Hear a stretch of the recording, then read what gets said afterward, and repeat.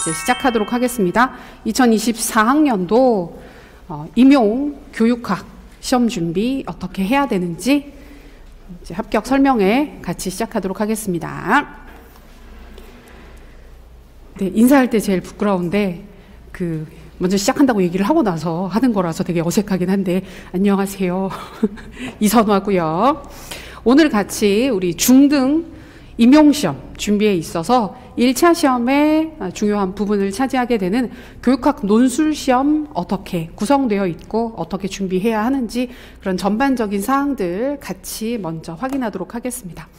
오늘 받으신 자료는 지금 직각 나와 계신 쌤들은 책자로 가이드북을 받으셨고요. 그 다음에 라이브나 인강으로 들으시는 경우에는 강의 자료를 보실 수가 있습니다. 이 책자 자료 파일로 올려드렸으니까 같이 보실 수 있고요. 그 다음에 지금 강의 계획서 1, 2월 달 강의 어떻게 진행하는지 조금 더 자세하게 정리되어 있는 강의 계획서에서 2가지 자료 받으셨어요. 그래서 오늘은 이 가이드북을 같이 확인하면서 전반적인 사항 같이 보시면서 시험 어떻게 되는지 확인하도록 하겠습니다. 자, 받으신 가이드북 보시면 6페이지. 우리 이 가이드북 자체는 보면 전체 구성은 우리 시험이 대략 어떻게 구성되어 있는지 그런 전반적인 사항들 안내해 드리는 부분이 있고, 기출문제, 출제 경향과 그다음에 최근 기출문제, 올해 나왔었던 기출, 그 다음에 작년에 나왔었던 기출 등등 해서 기출문제 풀이 자료 있고요. 그 다음에 여기 개요란다. 목차 부분 보시면 논술 작성의 기초라고 해서 형식과 내용적인 측면에 있어서 논술문을 어떻게 써야 하는지에 대한 안내가 있습니다. 그리고 우리 또 궁금해하는 공부 계획, 그다음에 이론의 기초적인 사항들, 합격 수기 이런 부분들로 구성되어 있어서 공부 시작하시는 시점에 전체적으로 한번 보고 시작을 하시면 이런 거구나. 그래서 너무 겁내지 않으셔도 되는 시험이다라는 걸 아실 수 있으니까 오늘 저희가 설명회 중에는 시험의 구조, 그다음에 최근의 기출 경향, 그다음에 공부 방안들, 공부 계획들 이런 거 중심으로 확인을 할 예정입니다. 자, 그래서 6페이지 부분 먼저 같이 보시면 우리 시험 자체가 어떻게 구성되어 있는지, 임용시험, 임용교육학 논술은 어떤 비중이고 어떤 구성으로 형성되어 있는지, 만들어져 있는지 같이 보도록 하겠습니다. 우리 시험은 2013년도부터 시험이 바뀌었어요. 그 이전의 시험은 총 3차로 시험이 진행이 됐습니다. 그래서 1차에서는 교육학과 전공의 객관식 선다형으로 1차 시험을 봤고요. 그 다음에 2차에서는 1차에 합격하신 분들 대상으로 해서 전공 서술형 시험을 봤습니다. 그리고 3차에서 면접과 수업 실현, 그 다음에 실기 이런 식으로 좀 복잡하게 진행이 됐는데 2013년도부터 시험 형태가 바뀌면서 1차에서 교육학 논술과 전공 서술 또는 서답형 시험으로 1차 시험을 보고요. 2차에서 면접, 수업 실현, 실기가 있으면 실기 이런 식으로 좀 2차로 간소화가 됐습니다. 그래서 시험 구조를 보시게 되면 1차에서 교육학 논술이 20점입니다. 그리고 전공이 80점입니다. 그러면 결국 1차 시험도 100점이죠. 1차 시험도 100점이고 2차 시험도 수업 실현이나 심층 면접 그리고 실기 이렇게 구성이 되어 있긴 한데, 이제 기본적으로는 우리가 교수 교과랑 비교수 교과를 구분해서 보긴 하는데 수업을 하지 않는 교과 선생님들이 계시죠. 그래서 보통 보건 선생님들이나 상담쌤들 같은 경우에는 비교수 교과로 분류가 되십니다. 그런 경우에는 2차 시험이 100% 심층 면접만 가지고 진행이 됩니다. 그리고 그렇지 않은 일반 교수 교과 쌤들 같은 경우에는 수업 실현과 심층 면접 이 2가지를 보통 진행을 하시게 되고요. 여기에 실기 같은 경우에는 우리 음악이나 미술이나 체육처럼 실기가 추가되는 교과들이 있습니다. 그런 경우에는 2차 시험에서 실기 비중이 되게 높아요. 실기가 한 40% 가까이 되고, 그다음에 수업 실현과 면접이 같이 진행되는 형태라고 보시면 됩니다. 자, 우리 1차 시험이 100점이고 2차 시험이 100점, 총 200점이 총점이 되는 건데, 최종 합격자는 1, 2차 점수를 더해서 상위권에서부터 순위에 따라 자르는 형태라고 보시면 됩니다. 상대평가죠. 상대평가고 1차 같은 경우에도 대부분의 지역들에서는 1차 시험에서 1.5배수를 선발합니다. 그러니까 TO의 1.5배수. 그래서 우리 지역에 요 전공에 TO가 10명이 났으면 1차에서 15명을 뽑는 거예요. 15명을 뽑고 이분들이 2차 시험을 진행을 하고 나서 거기에서 이제 10명이 최종적으로 선발되는 형태라고 보시면 됩니다. 그래서 그 구조 자체는 대략 보이시죠? 보이시는데 1차 교육학 논술 20점, 전공 이제 서술형 80점 이렇게 해서 총점 100점일 때 물론 총점이 높은 순에서부터 선발을 하는 건 맞는데 과락이라고 해서 아무리 총점이 높아도 각 그 교과, 각 과목의 점수가 40% 미만을 득점하게 되면 총점과 관계없이 1차에서 합격을 할 수 없습니다. 근데 딱 보시면 교육학 같은 경우에는 그 기준점이 몇 점이 되느냐? 8점이겠죠. 40% 미만이기 때문에 8점부터는 괜찮아요. 괜찮지 않죠? 8점을 받으면 그 꽈락은 넘겼지만 절대 괜찮지는 않습니다. 근데 그 만약에 되게 이상한 얘기지만 전공을 80점을 받은 거예요. 80점에서 80점 다 맞고 교육학에서 8점을 받아서 88점이다. 근데 88점은 전공마다 1차 합격할 수 있는 점수이기도 하고 아닌 점수이기도 합니다. 다 워낙 차이가 많이 나서 이제 그렇긴 한데 그 정도 점수대라고 봤을 때는 합격할 수도 있겠네라는 이제 생각은 들죠. 근데 요새 그런 경우는 잘 없어요. 잘 없고 그 전체적으로 점수대 자체가 많이 올라가고 있는 상황이기 때문에 과락은 약간 참고 형태로 참고 성격으로 교육학 논술 같은 경우에는 8점 이상을 반드시 득점을 하셔야 하고 전공 같은 경우에는 32점이 되겠죠. 근데 진짜 전공은 과락을 걱정할 일은 아니죠. 과락 언저리 점수가 나오면 뭐 무슨 짓을 해도 합격하기는 사실 힘들기 때문에 그래서 기준점이 되는 점수는 그러하고 이제 1차 시험에서 우리가 받아야 하는 점수의 구성은 이러하다는 걸 아실 수 있습니다. 근데 보시는 것처럼 1차에서 교육학이랑 전공 비중을 보세요. 점수만 보면 4배 정도가 차이가 나죠. 그래서 그 얘기는 좀 더 이제 자세히 차차 말씀드리긴 하겠지만 공부의 비율을 이제 가지고 가실 때 교육학이랑 전공의 비중을 적절하게 잡고 가시는 게 정말 중요합니다. 근데 이게 초반에 좀 어려워요. 왜냐하면 교육학도 전공도 해야 되는 공부 양이 너무 많기 때문에 순간 실수를 하게 되면 너무 많은 에너지를 교육학에 쏟았네. 교육학 잘하면 좋은데 전공을 진짜 잘해야 합격을 하시는 시험이긴 하거든요. 그렇기 때문에 그 부분의 비율을 잘 확인하실 필요가 있습니다. 그리고 우리 1차 시험 같은 경우에는 아직까지는 교육과정 평가원에서 시험을 주관을 합니다. 그래서 어떤 지역을 우리가 응시를 하든지 간에 우리 시험은 지역별 응시를 하거든요. 그 내가 원하는 지역에 원하는 전공으로 시험을 응시하는 것이기 때문에 교육청별로 진행이 되기는 해요. 근데 1차 시험 자체는 전국 공통입니다. 그래서 교육학은 모든 전공, 모든 지역이 똑같은 문제를 푸시게 되고요.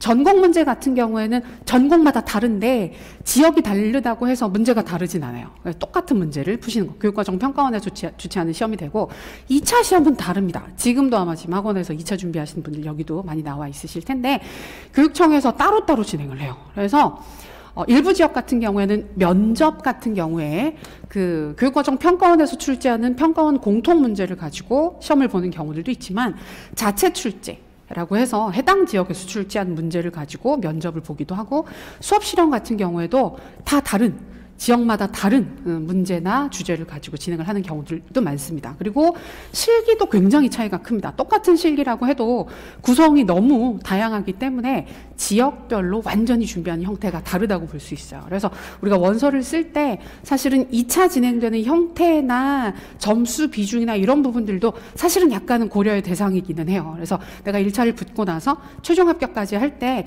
2차 시험의 구조가 나한테 좀 잘 맞는지 그러니까 예전 같은 경우에는 이게 코로나 이후로 바뀐 거긴 한데 우리 경기 지역 같은 경우에는 2차에서 심층 면접을 집단 토의로 봤었거든요.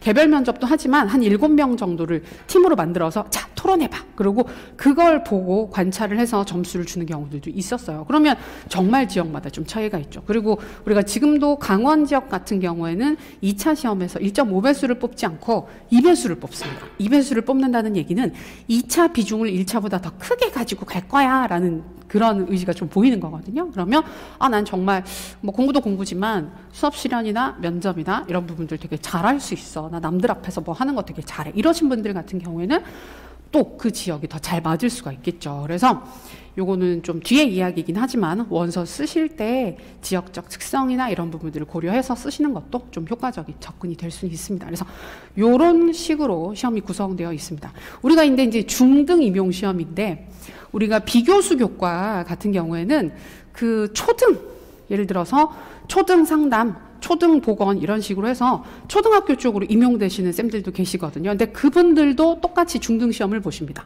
시험 일정만 같은 게 아니라 시험 문제 자체, 시험 전형 일정 이런 부분들도 거의 동일하게 진행이 되기 때문에 그거는 큰 차이 없이 똑같이 진행된다고 이해를 하시면 되겠습니다. 네, 시험의 구조는 대략 파악이 되시죠?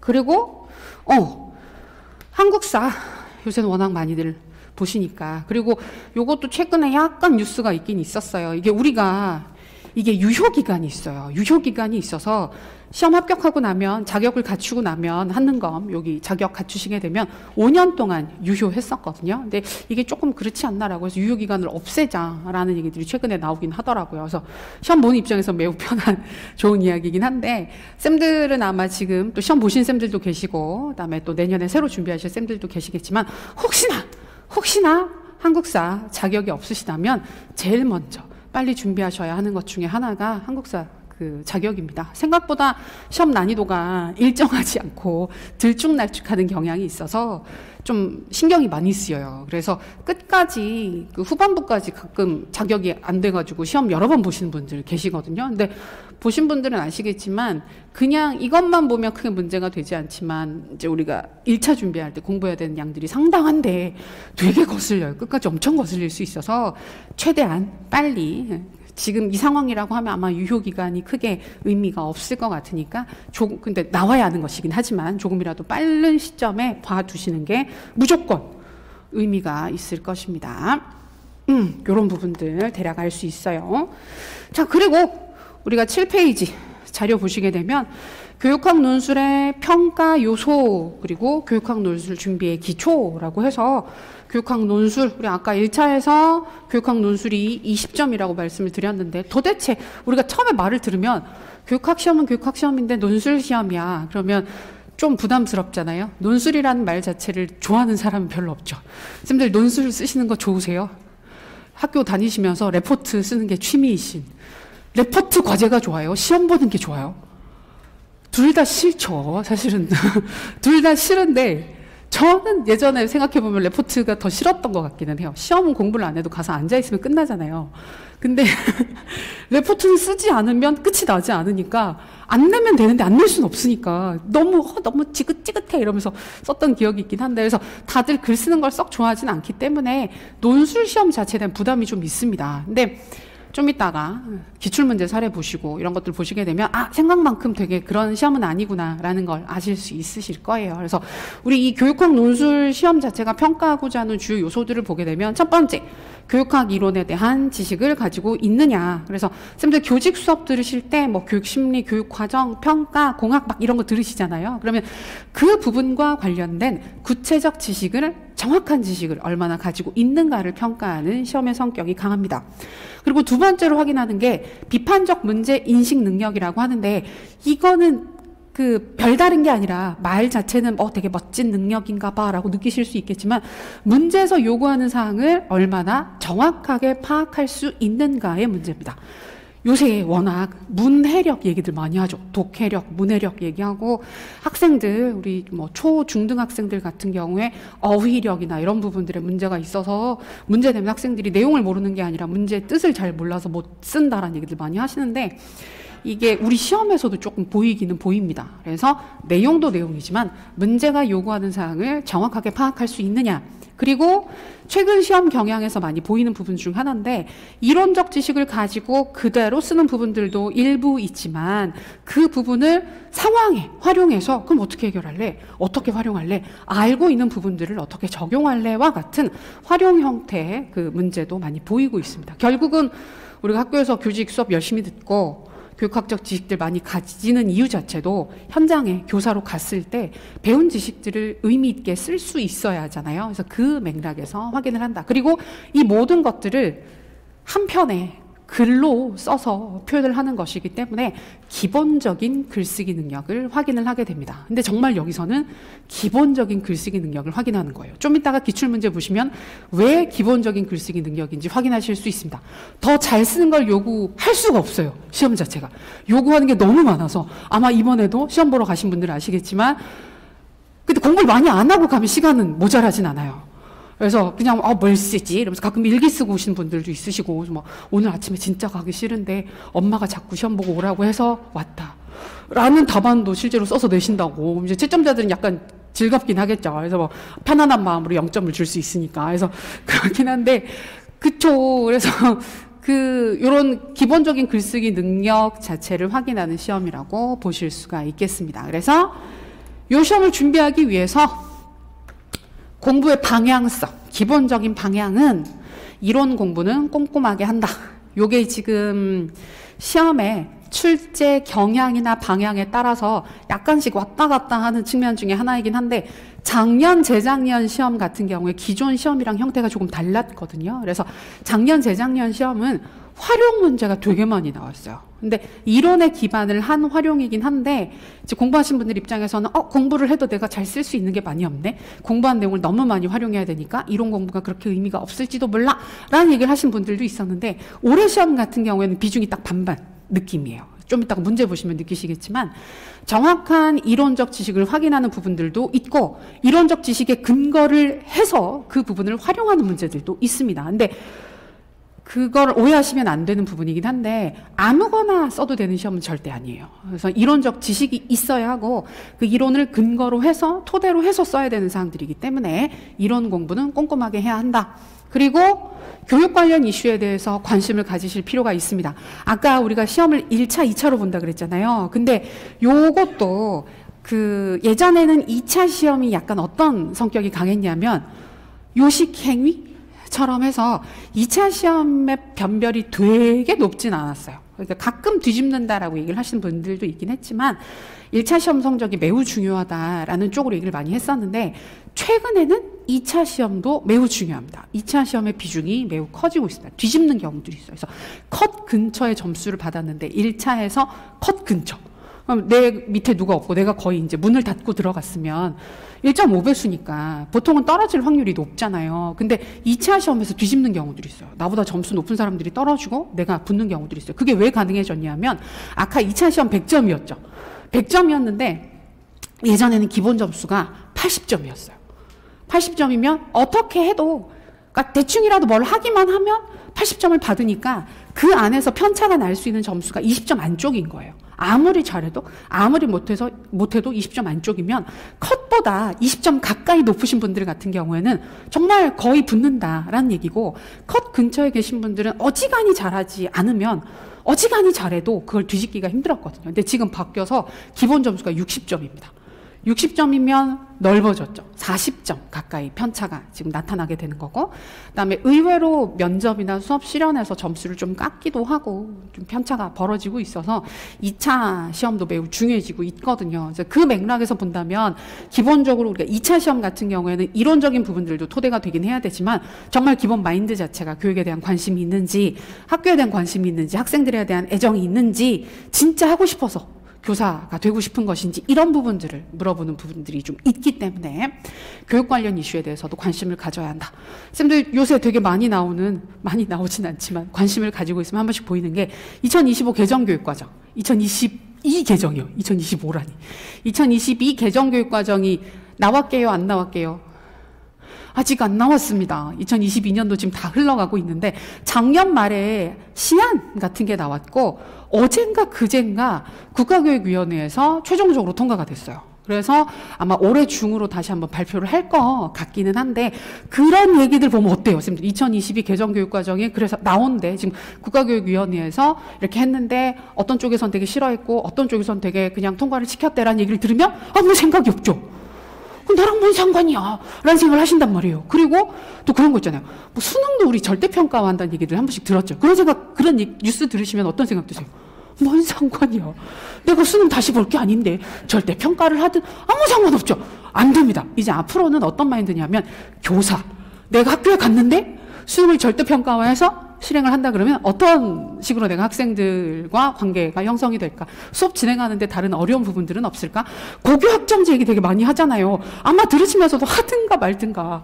내가 고등학교 갈 거 아니야. 내가 왜 안 가? 갈 건데. 교사가 돼서 중학교, 고등학교 가셨을 때 고등학교에 이제 임용이 된다 그러면 진짜 고교 학점제와 관련된 실행을 하셔야 되는 거예요. 그러면 예전하고 다릅니다. 내가 그냥 시간표를 짜면 학생들이 내 수업에 배정돼서 들어오는 게 아니라 학생들이 내 수업을 선택을 해야 돼요. 여러 가지 선택지가 있을 때 골라야 되고 학교에는 여러 교과쌤들이 있으시면 그 중에서 약간 신경이 쓰일 것 같아요. 그죠?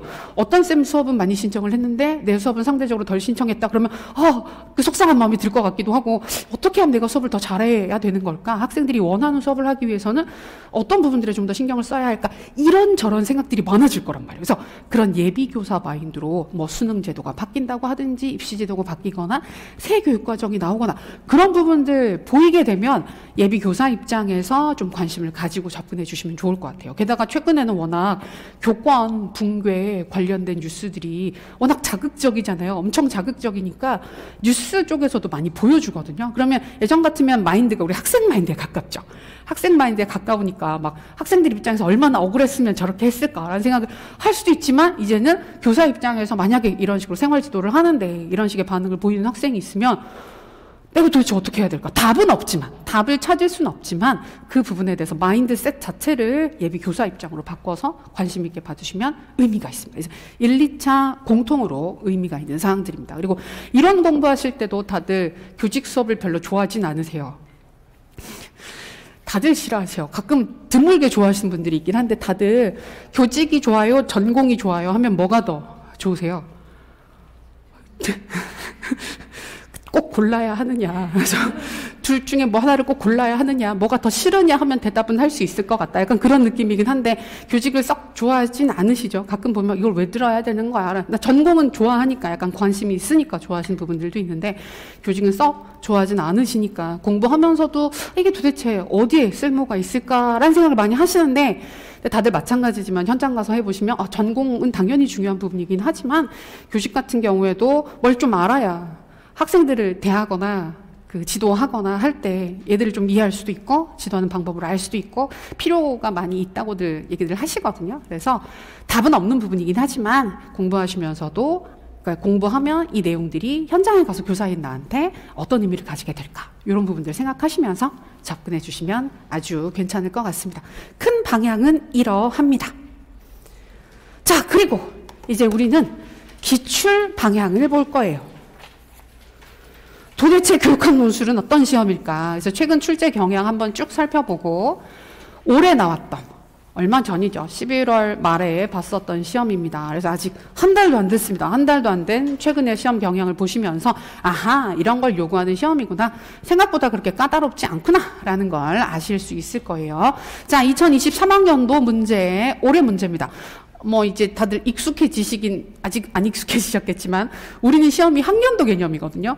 수능이랑 같아요. 수능도 학년도잖아요. 그래서 올해 보는 시험을 2023학년도 수능이라고 부르거든요. 왜 그걸 2023학년도라고 하느냐면 2023학년도 수능을 본 학생들이 2023학년도에 3년도에 대학생이 되기 때문에 그래서 그 기준으로 학년도를 땡겨서 얘기를 합니다. 그러면 2023학년도 임용시험이기 때문에 올해 시험을 보신 분들이 합격이 되면 내년도에 학교에 임용이 되는 거예요. 그 개념이라서 한 해씩 땡겨서 보여주고 있습니다. 그래서 이번에 봤던 시험 같은 경우에는 우리 시험은 주제가 있어요. 그래서 학생, 학부모, 교사의 의견을 반영한 학교 교육 개선이라고 해서 구성원들, 수요자들의 의견을 반영해서 학교 교육을 좀 더 나은 것으로 만드는 방안에 대해서 이야기를 하는 겁니다. 그래서 이 주제를 중심으로 4가지 영역을 순차적으로 확인을 했는데 교육 심리, 교육 평가, 교육 과정, 교육 행정 4가지 영역을 확인을 했습니다. 우리 교직 수업 들을 때 대부분 필수 영역으로 들어가 있는 영역들이죠. 교육 심리 다들 들으셨죠? 제일 덜 싫어하는 그 교직 중에 하나가 교육 심리입니다. 근데 아주 싫어하시는 분들도 가끔 있어요. 외울 게 너무 많아서 너무 싫어하면서 싫어하거나 그래도 그나마 좀 이해가 돼. 납득이 되는 소리를 하는 영역이야. 그래서 좀 좋아하시는 분들, 그래서 되게 취향이 갈리는 부분이긴 한데 보통 좋아하시는 부분들, 교육 평가 필수죠. 그다음에 교육 과정, 교육 내용이나 교육 과정이라고 얘기를 하는 파트, 교육 행정, 요 네 가지 영역이 출제가 됐습니다. 그래서 요거는 조금 있다가 구체적인 사항을 같이 볼 거예요. 최근 시험이기 때문에 한 번 더 보는데, 보면 반두라의 자기 효능감이나 자기 조절을 물어보고, 형성평가, 그다음에 내용 타당도 확인하고, 교육 과정 쪽에서는 경험 중심 교육 과정과 학문 중심 교육 과정을 확인하고, 행정 파트에서는 관료제 이론의 규정과 규칙이라고 하는 아주 세부적인 사항들의 순기능, 역기능을 확인하는 문제가 출제가 됐습니다. 가볍게 보셔도 어때요? 되게 이론적인 사항을 공부를 해서 뭘 알고 있어야 쓸 수가 있겠네라는 느낌이 들죠. 자, 작년 문제 보겠습니다. 작년 문제도 정보 공유를 통한 교육의 내실화라는 주제가 출제가 됐고, 우리 지금 10페이지, 11페이지 보시면 다 정리해서 드린 자료예요. 첫 시험부터 마지막 최근에 봤던 시험까지 다 영역별로 정리를 해드렸는데, 요 작년 시험은 교육 과정 물어봤고, 교육 평가, 교수 이론 및 공학, 교육 행정을 물어봤습니다. 세부적인 부분은 지금 봐도 사실은 쌤들이 아직 공부가 많이 안 하셨잖아요. 그렇죠? 그래서 교직 수업은 많이 들으셨겠지만 시험 끝나면 다 기억 안 나잖아요. 그래서 세세한 사항들은 다 지금 인출은 안 되는 상황이기 때문에 크게 말씀드릴, 경향성을 보여드릴 거예요. 그래서 과정, 평가, 공학, 행정을 물어봤네. 자, 재작년 시험 보면 학생의 선택과 결정의 기회를 확대하는 교육이다라고 해서 교육 과정, 교육 평가, 교수 이론 및 공학, 교육 행정을 물어봤어요. 2020학년도 보면 글씨체가 또 바뀌었네. 교육 심리 쪽 구성주의 물어봤고, 교육과정, 교수이론 및 공학, 행정 물어봤어요. 경향성이 좀 보이세요? 영역 자체가 꾸준히 반복되는 몇 가지가 보이죠? 자, 그래서 우리 시험에서는 자주 출제되는 주요 영역과 출제가 상대적으로 덜 출제되는 덜 중요한 영역이 구분이 좀 됩니다. 그래서 보통 우리가 얘기를 할 때 중요 영역으로 꼽는 5 영역이 있습니다. 교육, 행정, 빠진 적이 거의 없는 영역입니다. 교육 행정 파트, 그다음에 교육 과정 파트, 드물게 빠진 적이 있고 거의 출제가 됐습니다. 요 두 영역은 거의 항상 출제가 됩니다. 빠지지 않고 출제되는 핵심 영역입니다. 그리고 보시면 아시겠지만 보통 4가지 항목을 물어보거든요. 4덩어리를 물어보게 되는데 요 2덩어리가 그 4가지 중에 2가지를 차지하게 되고, 나머지 2가지가 어디에서 출제되는가를 보게 되면 교육, 평가, 인기 영역입니다. 그리고 교수 이론 및 공학, 그리고 교육 심리, 요 3가지 영역 중에서 보통 2가지가 출제가 됩니다. 이 정도 비율로 문제가 출제되고 있어요. 딱 봐도 이 5가지 영역이 전체 공부 사항들 중에서는 가장 좀 힘을 실어서 공부를 해야 되는 주요 영역이 됩니다. 그나마 다행이죠.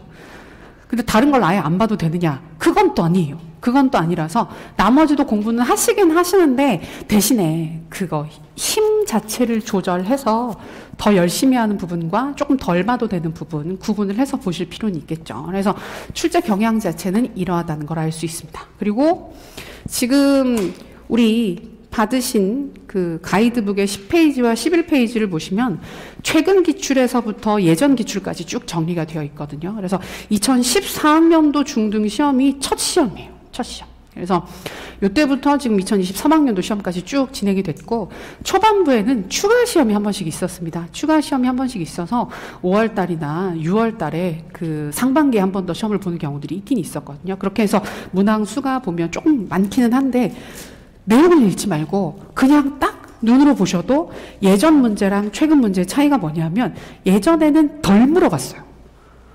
똑같은 시험인데 물어보는 항목이 적었어요. 그래서 4덩어리를 물어보면 한 덩어리에서 하나씩 물어보는 거예요. 교육과정이면 교육과정 파트에서 물어보는 게 이론 하나만 가지고 4점을 구성을 해요. 근데 지금은 그렇게 잘 나오지 않습니다. 그렇게 나오지 않고 올해 시험만 보셔도 아시겠지만 3덩어리에서는 2개씩 물어봐요. 그리고 하나에서만 하나를 물어봐요. 그럼 실제로 4항목처럼 보이지만 세세하게 물어보는 항목을 들어가서 보면 총 7개를 물어보는 거예요. 그래서 좀 물어보는 항목이 늘어났고 세세하게 물어보면서 난이도는 점차 올라간 건 맞습니다. 초반부에 비해서 최근 시험 자체가 물어보는 게 더 세부적이고 더 많고 구체적인 것들을 물어보고 있는 시험이라고 이해를 하실 수 있겠다. 방향성은 보이시죠? 그럼 이제 구체적으로 자, 시험이 어떻게 구성되어 있는지 올해 문제 같이 보겠습니다.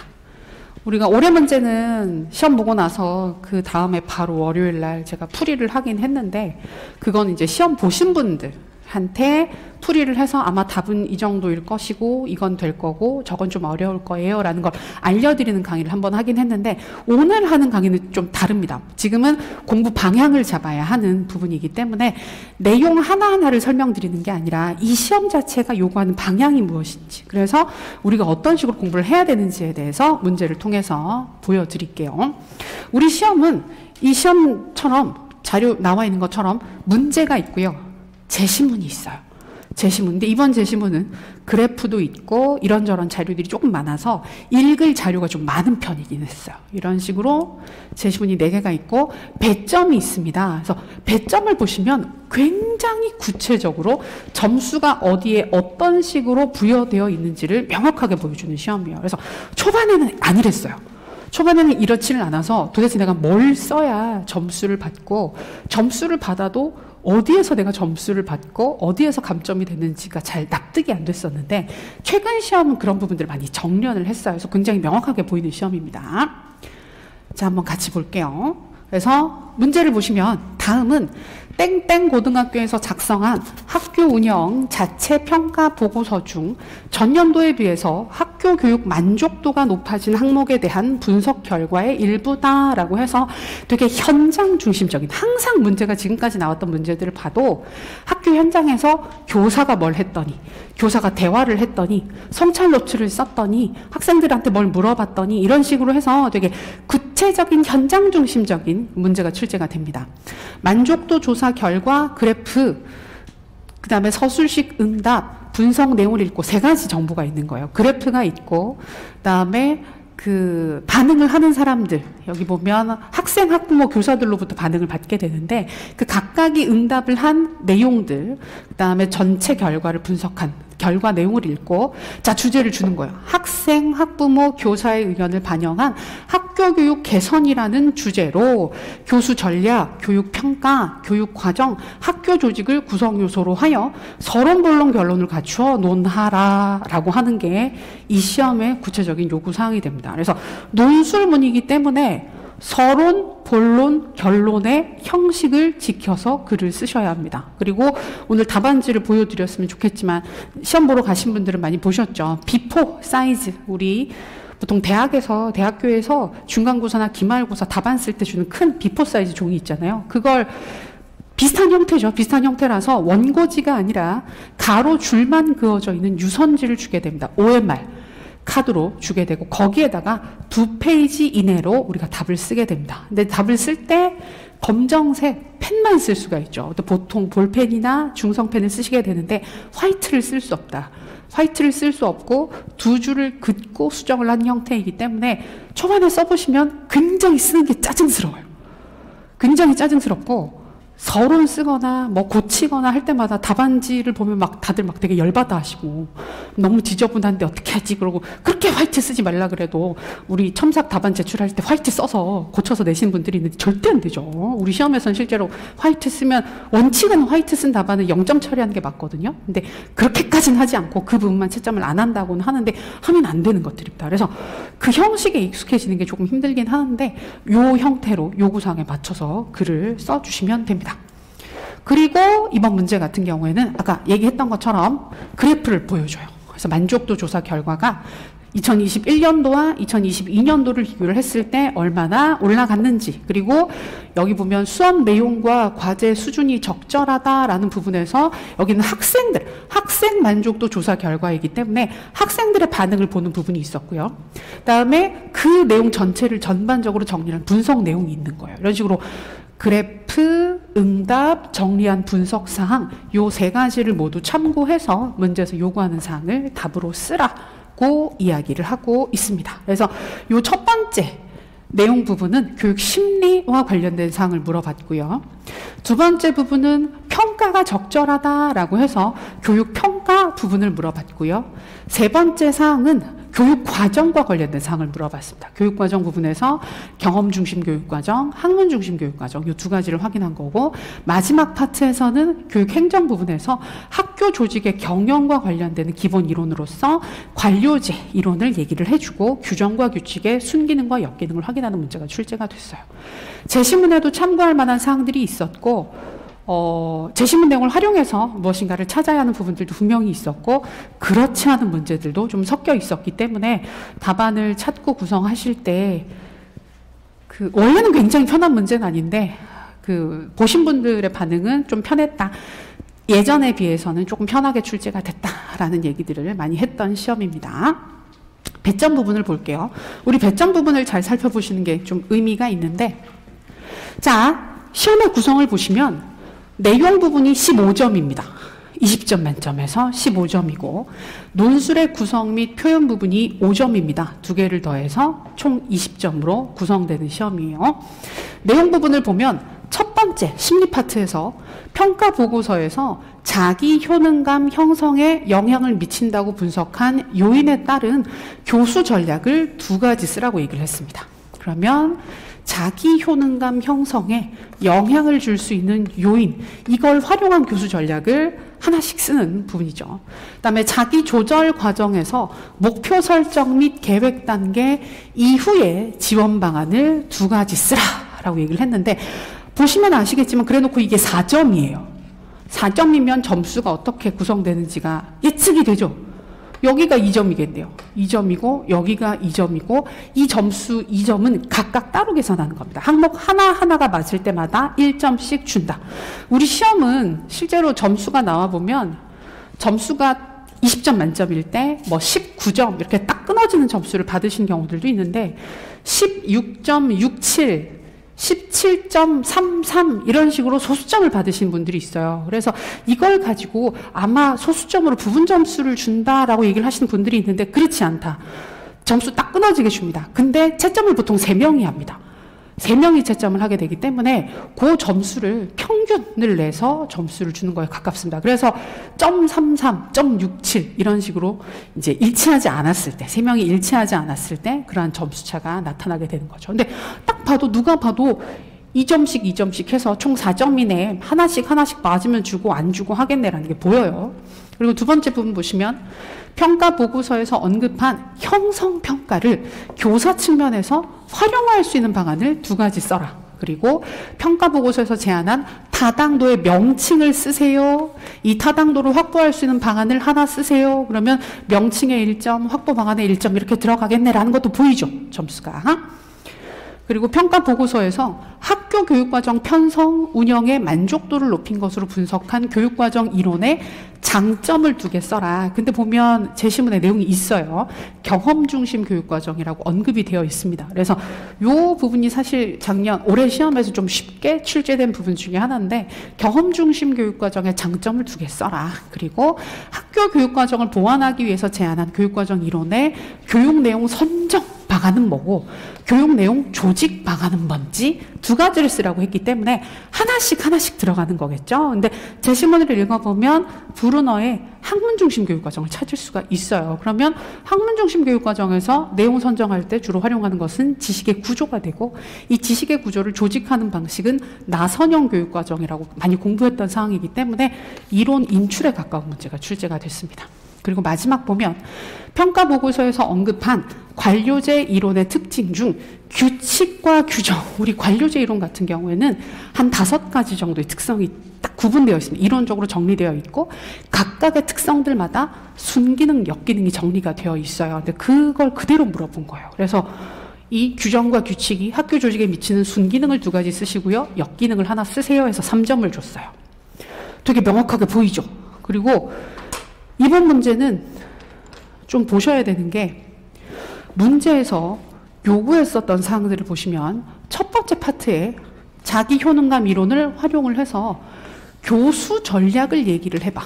그 다음에 자기조절을 활용을 해서 네가 어떤 활동을 지원할 수 있는지 지원 방안을 얘기를 해봐 라고 해서 이 부분은 활용에 가깝습니다. 이론의 활용입니다.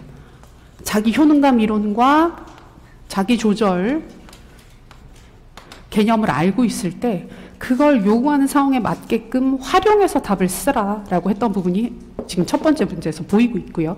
두 번째에서도 형성평가를 교사 측면에서 활용할 수 있는 방안을 써라. 그 다음에 이 다당도를 확보할 수 있는 방안을 써라. 역시 이론 활용입니다. 이렇게 앞에 두 가지는 이론을 그냥 인출하는 부분들이라고 보기보다는 이론을 확인을 해서 그 이론에 근거해서 뭔가를 실행하고 활용하는 방안 쪽으로 문제가 출제가 됐고 뒤에 두 부분은 거의 인출이었어요.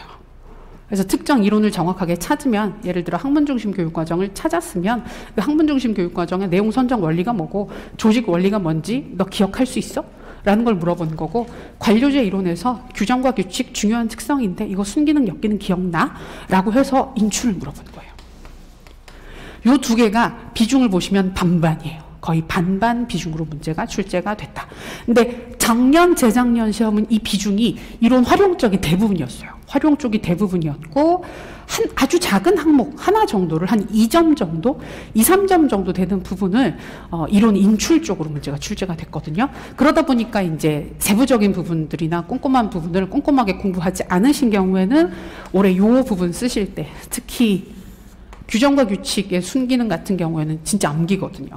외워서 써야 되는 사항들인데 이 부분을 어떻게 공부하는지가 좀 차이가 났던 부분이라고 볼 수 있어요. 그래서 아마 그 출제 경향 자체는 그러니까 작년, 재작년 시험 같은 경우 활용이 되게 컸는데 그 방향 자체가 나쁘지는 않은 시험이었는데 그렇게 문제를 출제하면 제일 큰 문제가 뭐냐면 채점이 너무 어렵습니다.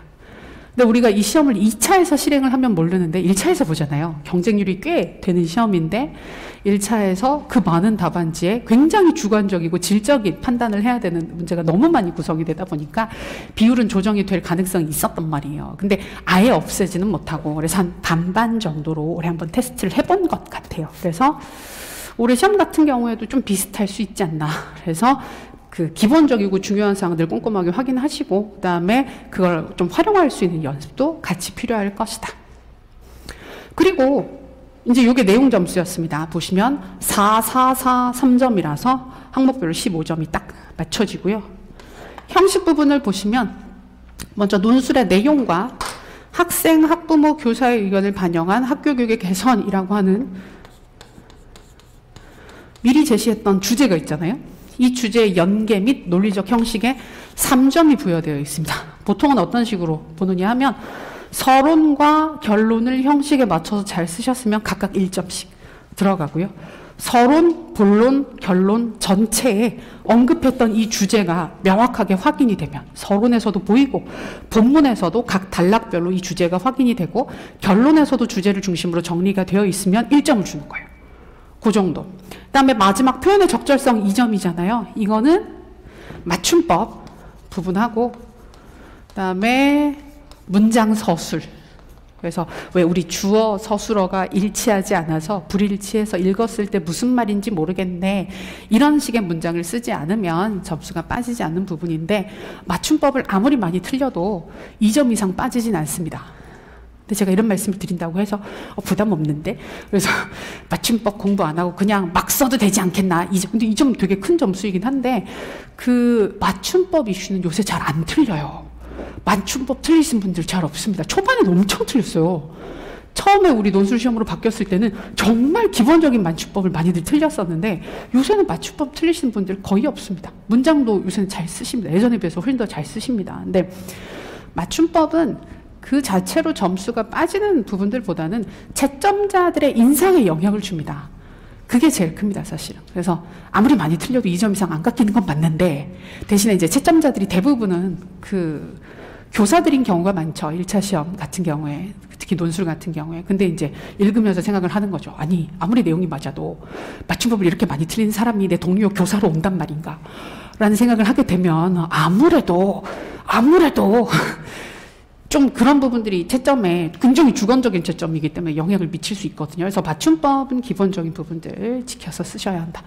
그래서 보시면 내가 공부를 하나도 안 하고 진짜 하나도 모르겠어요.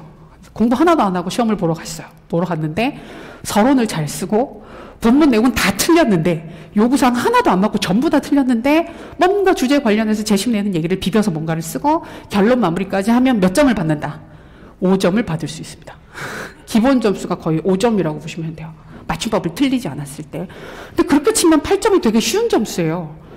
우리가 꽈락으로 들어가 있는 8점이 그래서 요새 꽈락 잘 안 나오긴 합니다. 그래서 어지간히 뭘 쓰게 되면 제시문에서 뭘 잘 비벼서 쓰게 되면 나는 몰랐는데 어쩌다가 한두 가지 맞히는 경우들이 있거든요. 그래가지고 점수가 보통 그리고 쌤들이 채점하실 때도 채점하시는 분들이 되게 부담스러워요. 8점 미만 점수를 주는 게 되게 부담스러워요. 그래서 내가 이걸 완전히 결정을 내버리는 거잖아요.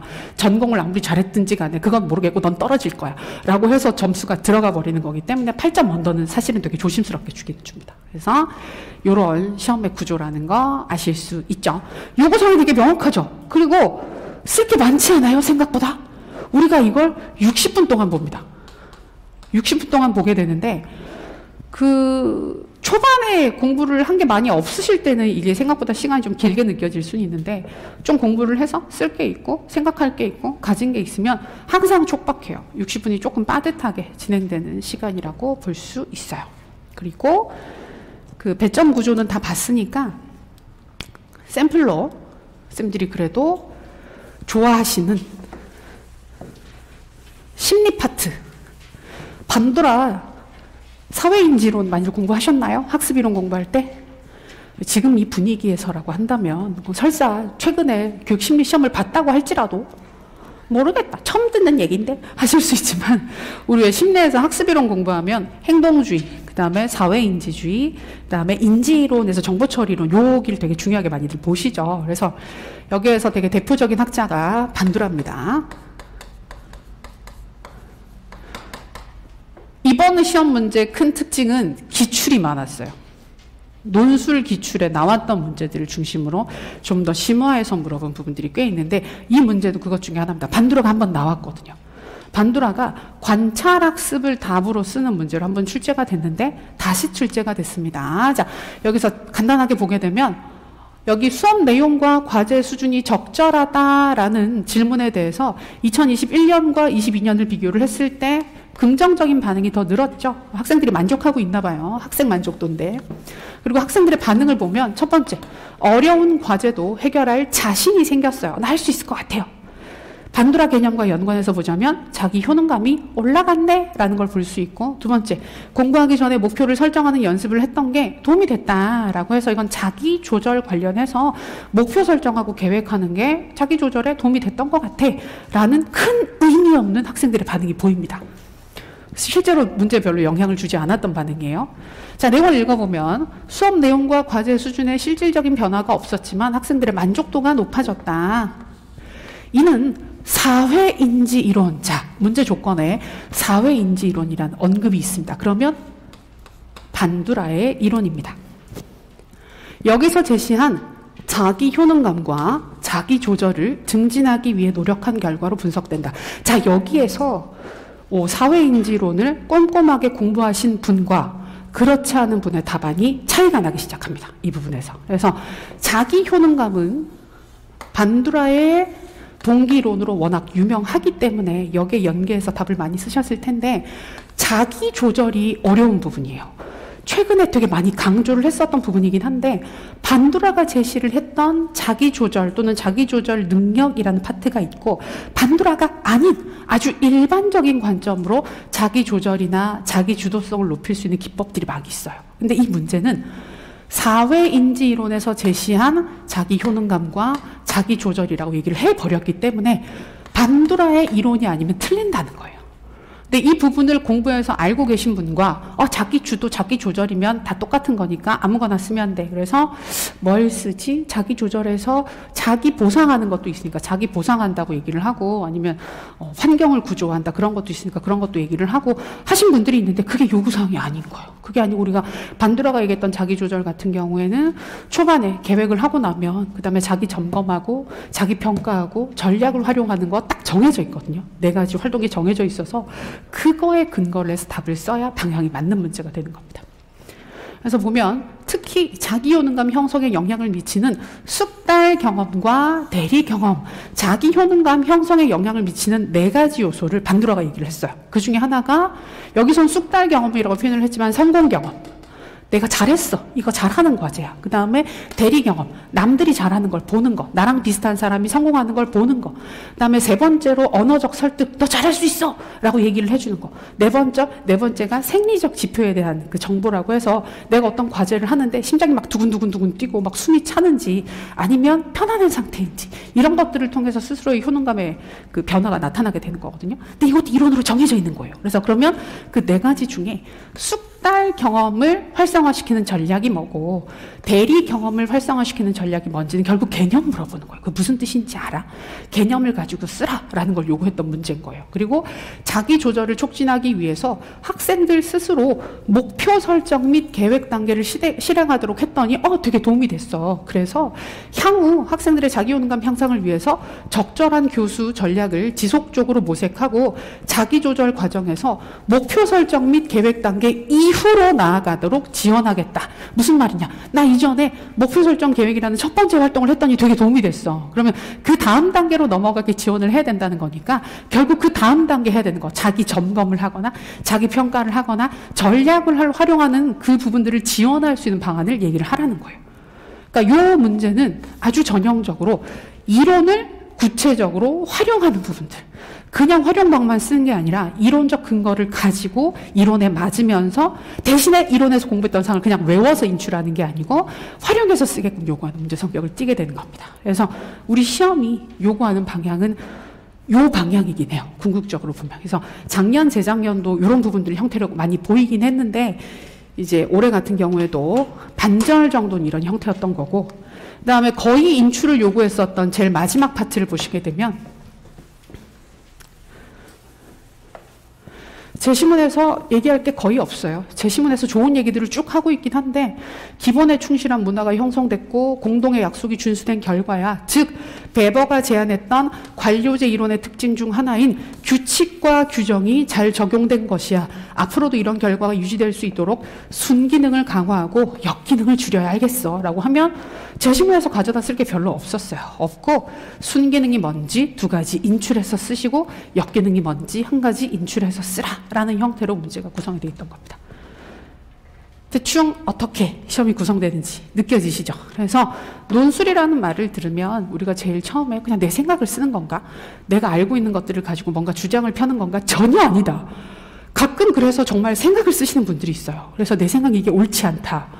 이런 식으로 활용을 하는 것이 좋지 않다라고 쓰시는 분들이 있는데 아니다. 왜냐 우리가 써야 하는 건 요구사항에 너무나 명확하게 나타나 있습니다. 그리고 이 요구사항에서 쓰라고 요구했던 사항들을 명확하게 써줘야 채점자가 실수하지 않고 요구사항을 잘 찾아서 점수를 줄 수가 있어요. 그래서 그 약간 어떤 느낌이냐면 학교에서 보는 중간고사, 기말고사랑도 좀 비슷하긴 한데 레포트인데 여러 교과 레포트를 다 섞어가지고 되게 짜잘짜잘하게 이것저것 많이 쓰라고 하는데 참고도서 없이 나와서 써라, 손으로 쓰라고 하는 그 형태에 가깝습니다. 서론도 써야 되고 결론도 써야 되고 그렇기 때문에. 그래서 이론을 공부하고 활용해서 쓰는 연습을 하는 시험이라고 이해를 하실 수 있어요.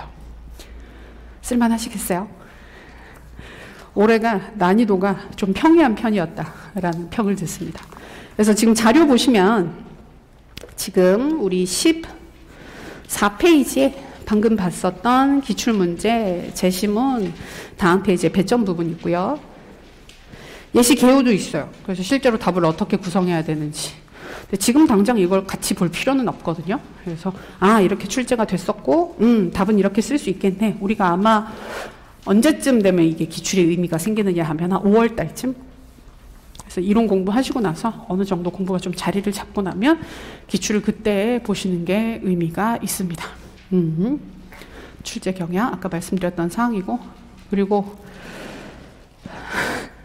적중 자료도 있습니다. 그래서 항상 이런 거 할 때마다 너무 부끄럽긴 한데, 예, 그죠? 다 했어요. 똑같이 했어요. 다 물어봤던 부분들이고, 근데 워낙 중요한 부분들이기도 했고 강조할 만한 주요 사항들이 거의 다 출제가 됐기 때문에 저희 수업에서도 문제 등등에서 다 봤습니다. 여기는 너무 분량이 많아질까봐 심리에선 자기조절이랑 평가에서 내용 타당도만 얘기를 하긴 했는데 다 물어봤어요. 형성평가는 아마 여기 자료에는 다 있을 거예요. 그리고 마지막 행정 문제 같은 경우에는 저희 91월에 봤던 모의고사이긴 한데 똑같이 물어봤어요. 규정과 규칙의 순기능과 역기능을 각각 서술하라 라는 항목을 그대로 확인을 해서, 사실 여기는 되게 짜잘한 게 나온 건 맞거든요. 너무 세부적인 부분을 물어본 부분이긴 한데 그래도 연습하셨던 분들 많이 있어서 크게 어렵지 않게 시험을 보셨을 것 같습니다. 참고하시고, 그 다음에 26페이지부터는 작년 시험 문제도 있고 재작년 해서 그 4년도 분의 기출문제가 있습니다. 그래서 한번 보시면 시험에서 물어보는 부분들이 이렇게 구체적인 부분들을 물어보는구나, 그다음에 알고 있는 사항들을 이렇게 활용하라고 물어보는구나 라는 부분들을 보실 수 있어요. 좋습니다. 그리고 자료 우리 챕터 4를 보시면 교육학 논술 작성의 기초라고 해서 형식적인 부분과 내용적인 부분의 글쓰기 부분이 나오는데, 이거는 저희가 지금 보기에는 너무 세부적인 부분이고 실제로 글을 어떻게 쓰는가에 대한 이야기이기 때문에 앞으로 공부하시면서 확인을 하시면 크게 무리가 없는 부분이라 오늘은 이 부분은 개인적으로 보시기를 바라고, 어디로 넘어가느냐? 공부 계획으로 넘어갑니다. 챕터 5 62페이지입니다. 교육학 논술 공부 계획입니다. 우리는 편의상 2달 단위로 공부 계획을 잡아요. 한 달 단위로 잡으시는 것도 괜찮긴 한데 한 달 단위로 잡으면 할 게 너무 많아서 교육학 같은 경우에는 2달씩 덩어리로 접근을 많이 하시거든요. 그리고 오늘도 지금 학원에 나와서 들어주시는 분들도 있고 또 라이브로 듣고 계시는 쌤들도 계실 텐데 지금 사실 의욕이 제일 넘칠 때죠. 막 공부하고 싶죠. 공부하고 싶은데 뭘 해야 될지 모르겠네. 막 약간 그런 느낌이잖아요. 이 느낌이 끝까지 가야 되는데 보통 1월달 시작만 해도 다들 이렇게 생각보다 너무 힘든 걸 이러면서 힘들어 하셔서 전공은 아마 조금 돌아가는 사이클이 다르긴 할 거예요. 전공마다도 다르고 전공 세부 교과들마다도 다 달라서 제가 말씀드리긴 어렵고, 교육학 같은 경우에 어떻게 볼 수 있는지 전체 공부 계획을 말씀드리도록 하겠습니다. 자, 첫 번째, 연간 수험 계획을 잡는 것부터 시작했으면 좋겠다. 그래서 다시 한번 말씀드리지만 연간 계획은 안 지켜질 거예요. 쌤들이 생각하시는 대로 진행은 잘 안 될 거예요. 근데 방향성은 있어야 돼요. 왜냐하면 공부 양이 너무 많아서. 임용시험이 힘든 단 하나의 이유는 공부 양이 너무 많아서입니다. 그걸 1, 2월 달에 희미하게 느끼시고 3, 4, 5, 6이 되면 확실히 느끼실 거예요. 그래서 말도 안 되는 공부양이네. 그래서 공부양이 실제로 어떻게 되는 거냐면 교육학만 놓고 보면 쌤들 학교에서 개설된 교직 수업 있죠. 다 안 듣죠. 다 안 듣잖아요. 근데 개설된 모든 수업과 개설되지 않은 모든 교직에서 할 수 있는 모든 양이 공부양이 되는 거예요. 근데 이것만 하나? 전공도 하잖아요. 전공 수업 다 안 들으시잖아요. 근데 개설되는 모든 전공 수업과 개설되지 않은 그 부분까지 다 더해서 몇 년 안에? 1년 안에. 우리가 4년을 해도 할 게 되게 많아서 수업을 다 못 듣는데 1년 안에 다 끝내는 과정이 되는 거예요. 그래서 힘들어요.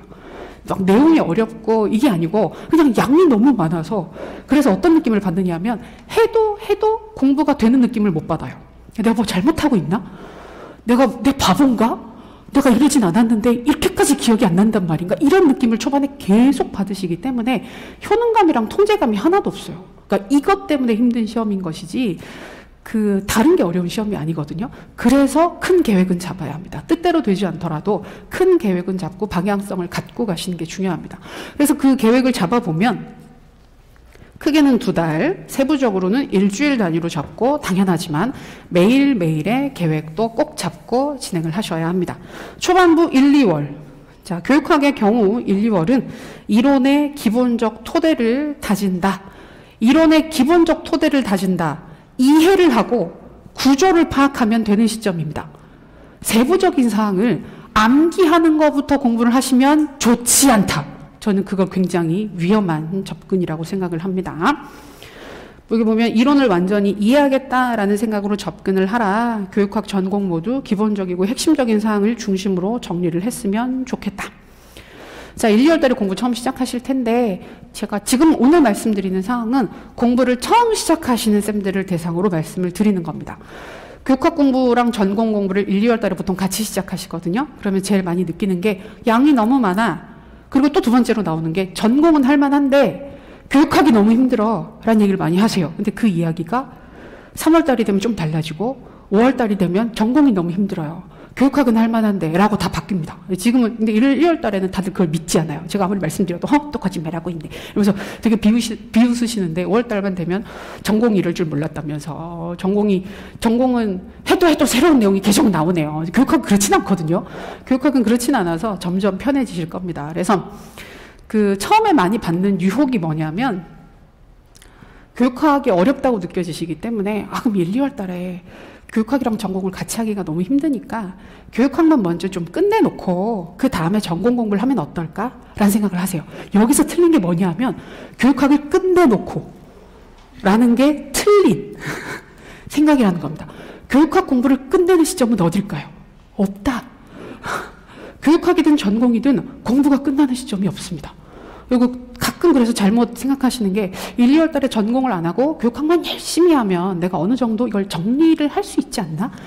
라고 생각하시는 분들이 있는데 그렇게 하고 2달 전공 열심히 하고 2달 전공 열심히 하고 한 7월 달쯤에 다시 보잖아요. 아무것도 안 한 것 같아요. 완전히 새로 시작해야 돼요. 그러니까 이게 되게 위험한 접근입니다. 그래서 항상 교육학과 전공은 같이 하셔야 돼요.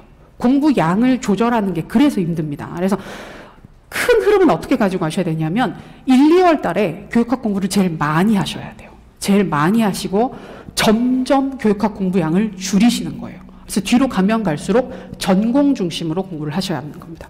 제가 추천드리는 일정은 1, 2월 달에 교육학 공부를 제일 많이 할 때 이틀 하는 거예요. 그게 제일 많은 공부량.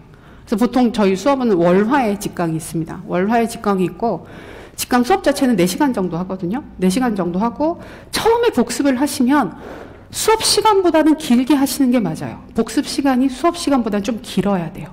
근데 그 복습 시간이 3월 달이 되면 좀 줄고 5월 달이 되면 좀 더 줄고 7월 달이 되면 더 줄어서 뒤로 가면 갈수록 그 공부 시간을 줄이는 게 우리의 목적이 되는 겁니다. 근데 제일 많이 했을 때도 이틀이라는 걸 기억해 두세요. 나머지 모든 날은 전공을 하시는 겁니다. 7일 중에 이틀 교육학 하시고 나머지는 다 전공을 하시는 거예요. 그럼 나머지는 5일일까요? 4일일까요? 혹시 3일이라고 생각하진 않으시겠죠? 막 이틀을 쉬겠어 난 하실 수도 있는데 그 초반에는 보통 한 6개월 정도까지는 하루 정도 쉬시는 분들도 있어요. 하루를 그냥 쉬는 날로 하고 이틀, 4일 이런 식으로 나눠서 이제 공부하시는 분들도 있긴 한데 뒤로 가면 하루 완전히 다 못 쉬어요. 못 쉬고 한 하루에 반 정도만 쉬시는 경우들이 있긴 한데 그 처음에는 제가 이렇게 말씀드리면 되게 불안해해요. 하루를 내가 쉴 수가 없고 반을 쉴 수 없고 난 그럴 처지가 아니고 난 그럴 자격이 없어서 매일매일 공부해야 돼요 하시는데 그러면 끝까지 공부를 못해요. 우리가 공부를 많이 하는 게 목적이 아니라 시험을 잘 보는 게 목적이잖아요. 그러려면 지속 가능한 공부를 해야 되거든요. 근데 그렇게 막 쏟아붓듯이 공부를 하시면 보통 병이 납니다. 중간에. 병이 나서 됐어 이러면서 막 그 해서 무슨 소용이야 이렇게 해서 다 놔버리시는 경우들이 많단 말이에요. 그래서 끝까지 시험을 잘 보시려면 초반에 그 좀 컨디션 조절을 하기 위해서 좀 쉬시고 운동하시고 이런 부분들도 되게 중요하게 잡고 가셔야 되는 부분입니다. 그래서 1, 2월 달에는 크게는 공부 습관 잡는 거예요. 공부 습관 잡고 기본적인 사항을 정리하는 시간이다. 그래서 교육학은 1, 2월 달에 1회독이 목표입니다. 저희 수업에서도 그렇게 진행을 합니다. 1회독. 근데 또 많이들 물어보세요. 회독이 무엇이냐? 다들 1회독을 했다, 2회독을 했다고 하는데 거기서 말하는 회독의 개념이 뭐냐? 그냥 보기만 하면 되느냐라고 하시는데 기억을 하려고 애를 쓰고 이해를 하려고 애를 쓰면서 진도를 한번 빼는 걸 1회독이라고 하시면 그렇게 생각하시면 돼요. 그래서 완전히 외워지지 않고 기억이 나지 않더라도 내가 애를 써서 한 번 보는 게 1회독이다. 전체 약을 한 번 돌리는 게 1회독입니다. 그다음에 여기 보면 조급하지 않은 마음으로 공부의 습관을 잡고 나만의 루틴을 만드는 게 가장 큰 목표가 됩니다. 그래서 1, 2월 달에는 시행착오를 좀 하시는 게 좋아요. 그냥 처음부터 완전한 공부 방법은 없고, 그다음에 워낙 요새는 자료들이 많잖아요. 얘기하신 분들도 많고, 그래서 이런저런 좋은 방법들이 많은데 그게 나한테 다 맞진 않거든요. 그래서 이렇게도 해보고 저렇게도 하면서 방법을 찾아야 합니다. 자, 3, 4월 달 이론을 다져나가고 활용 연습을 시작하는 시기다. 이론에 대한 반복적 확인, 그다음에 세부적인 사항들, 구체적이고 중요한 사항들을 더 꼼꼼하게 확인하시고 서서히 글쓰기 연습과 활용 연습을 해나가는 시기다라고 보시면 됩니다. 그래서 1, 2월 달에 뼈대를 잡았다면 3, 4월 달에는 그 뼈대에 살을 붙여나가는 시기예요. 그래서 의미 있는 암기가 처음 시작되는 시점을 저는 3, 4월 달로 봅니다. 교육학 같은 경우에. 1, 2월 달은 이해와 구조, 그다음에 그 뼈대를 갖춘 구조 위에 3, 4월 달에 서서히 살을 붙여나가는 암기를 진행하시는 거예요. 그리고 5, 6월 달 같은 경우에는 이제 기출 문제 중심으로. 기출 중요합니다. 올해 시험 같은 경우에 보면 전부 다 기출에서 나왔습니다. 근데 의미가 있을 거예요. 그래서 논술 기출, 그 다음에 객관식 기출도 결국 중요 영역 자체를 공유하고 있기 때문에 의미가 있거든요. 기출 문제 중심으로 돌리면서 저는 이때부터는 1, 2월 달에는 개인 진도를 수업 따라가면서 1회독만 하면 된다고 생각하는데 3, 4월 달까지도 그 정도면 되거든요. 근데 5월 달부터는 진도를 높여야 돼요. 속도를 높여서 수업 진도는 2달 동안 1회독을 할 텐데 개인 진도는 이때부터는 가능하시다면 1.5회독이 돼야 됩니다. 그래서 전체 한번 돌리고 강조했던 중요 영역 있죠. 이 5가지 영역만 한 번 더 보는 거. 그럼 1.5회독. 이때부터는 모의고사를 더 많이 보셔야, 그러니까 서서히 더 많이 나가셔야 합니다. 그래서 저희 강의 보면 1, 2월 달에 모의고사 2번 봐요. 그리고 3, 4월 달에도 2번 봐요. 근데 5월 달부터는 2주에 한 번씩 봅니다. 총 4번 봅니다. 그래서 서서히 좀 글쓰기가 몸에 익어가는 시점이죠. 그리고 7, 8월부터는 본격적인 문제풀이.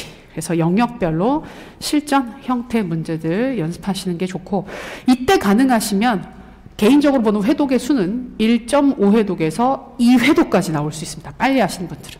그럼 한 달에 한 번 돌리는 거예요. 그리고 9월 달이 되면 보통 모의고사 반인데 저희 강의 같은 경우에는 주당 모의고사를 3개 정도씩 보거든요. 그러면 월요일 날 2개 보고 화요일 날 하나 봐요. 그래서 계속 모의고사를 보는 거예요. 모의고사 보고 풀이하고 개인 공부하고 확인하고 그걸 계속 돌리시면서 처음에 2달에 한 번 돌아갔던 이론이 점점점 그 폭이 줄었잖아요. 그럼 아까 7, 8월 달에 빨리 할 수 있으면 한 달에 한 번 돌린다 그랬잖아요. 그럼 9월 달이 되면 한 달에 한 번 돌리던 걸 3주에 한 번으로 줄여보고, 그 다음에 2주에 한 번, 1주에 한 번까지 해서 보통 마무리가 되는 시점이 언제냐면 일주일에 한 번 정도나 열흘에 한 번 정도로 내가 보는 공부가 회독이 되고 있으면 어떤 시점이 오느냐, 앞에 걸 까먹기 전에 다시 돌아가서 볼 수 있는 시점이 옵니다. 그러면 공부가 끝나는 겁니다. 다시 말씀드리지만 교육학이든 전공이든 완벽하게 내가 외워서 절대 잊지 않는다라는 건 없어요. 왜냐하면 너무 많은 양의 공부를 계속해서 진행하게 되기 때문에 계속 까먹어요. 그래서 1, 2월 달에 제가 제일 많이 듣는 질문이 뭐냐면 선생님이 자꾸 까먹어요. 일주일 전에 공부했던 게 일주일 후에 기억이 나지 않는다. 내가 형성평가 봤을 때 다 맞았는데 일주일 후에 그걸 봤더니 반도 못 쓰겠더라. 뭐가 이상한 거 아니냐. 제가 뭘 잘못하고 있나요? 아니요. 잘하고 계시는데요. 왜냐하면 교육학만 공부하는 게 아니라 전공도 공부하시고 계속 공부를 하잖아요. 유지가 안 돼요. 그래서 뭐냐면 외우고 까먹고 외우고 까먹고 이게 계속 반복이 되는데 그 까먹는 양이 조금씩 줄어요. 처음엔 한 80%를 까먹었다면 한 번 더 보면 70%, 60%, 50% 이런 식으로 까먹는 양이 줄고, 그렇기 때문에 볼 수 있는 시간이, 그걸 봐야 하는 시간 자체가 줄어드는 거예요. 처음엔 2달 걸렸던 게 한 달 걸리고 1주 걸리고, 그래서 후반부에 가게 되면 앞에 걸 완전히 까먹기 전에 다시 돌아가서 보는 시점이 오게 되면 내가 유지가 되는 거예요. 전체 공부량 자체가 사라지지 않은 상태에서 유지가 되게 되는 겁니다. 그래서 그런 식으로 가는 공부가 우리 공부의 성격을 띠게 됩니다. 그래서 양이 많은 공부를 1년 동안 붙잡고 가면서 유지하는 공부를 우리가 많이 안 해봤어요. 경험을 생각해보면 그 경험이 크게 많이 없어요. 수능 때 정도나 약간 그런 느낌이긴 한데, 그때도 되게 긴 기간 동안 차곡차곡 준비를 하는 거기 때문에, 그다음에 공부 양 자체가 지금하고 비교해서 봤을 때 지금 너무 차이가 많이 나기 때문에 똑같이 볼 수는 없거든요. 근데 우리가 대학교 다니시면서 중간고사, 기말고사 볼 때는 양이 많아도 짧은 시간 안에 보고 시험 보고 그 다음날 완전히 아무것도 없었던 것처럼 싹 잊었다가 다시 보고 이게 반복이 되다 보니까 이 공부 자체가 굉장히 초반에 힘들어요. 그래서 되게 무력감을 느껴요. 무기력하고 내가 뭘 잘못하고 있는 것 같은 느낌 때문에 굉장히 힘든데, 그걸 견디는 게 굉장히 중요합니다. 우리 공부는, 우리 모든 시험 공부가 마찬가지지만 이렇게 올라가지 않아요. 이렇게 올라가면 진짜 좋을 텐데, 이렇게 올라가면 좋은데 안 그러고 초반에 아주 평평합니다. 티가 나지 않는 평평한 시점이 쭉 이어지다가 도약을 해요. 근데 이걸 초반에 견디는 게 너무 힘든 거예요. 근데 되든 안 되든 까먹지만 그럼에도 불구하고 반복해서 참고 견디면서 보시면 반드시 도약은 합니다. 그리고 도약하는 시기는 개인마다 다 달라요. 근데 너무 빨리 도약을 해도 힘들어요. 왜냐면 후반부 공부가 굉장히 지겹거든요. 지긋지긋하고 안 보면 까먹는데 보면 다 아는 내용들을 반복해야 되기 때문에 굉장히 힘들어요. 그래서 그 도약이 빨리 오지 않는다고 초조해할 필요도 없습니다. 반드시 올 것이기 때문에. 그래서 그런 식으로 준비를 하시면 좋겠습니다. 그 다음에 64페이지에는 Q&A 있어요. 읽어보시면 크게 무리 없고, 글씨체 얘기 있는데 우리가 논술 시험이다 보니까 글씨는 잘 쓰는 게 무조건 좋습니다. 무조건 좋은데 요새는 또 잘 쓰세요. 다들 잘 쓰시는데, 우리 글씨는 중요한 게 뭐냐면 그 잘 읽히면 돼요. 글씨 너무 이쁘게 쓰시는 것도 큰 의미는 없고 잘 읽히게 쓰시는 게 중요하기 때문에, 글씨로 고민하실 분은 그겁니다. 글씨가 너무 내 마음에 안 들어요. 이게 고민이 아니고 자꾸만 누가 와서 이게 무슨 글자인지 물어보는 거예요.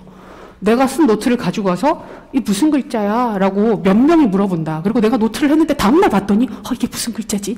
라고 내가 스스로 못 읽겠다. 이건 반드시 고쳐야 된다. 근데 그게 아니면 크게 염려하실 건 없습니다.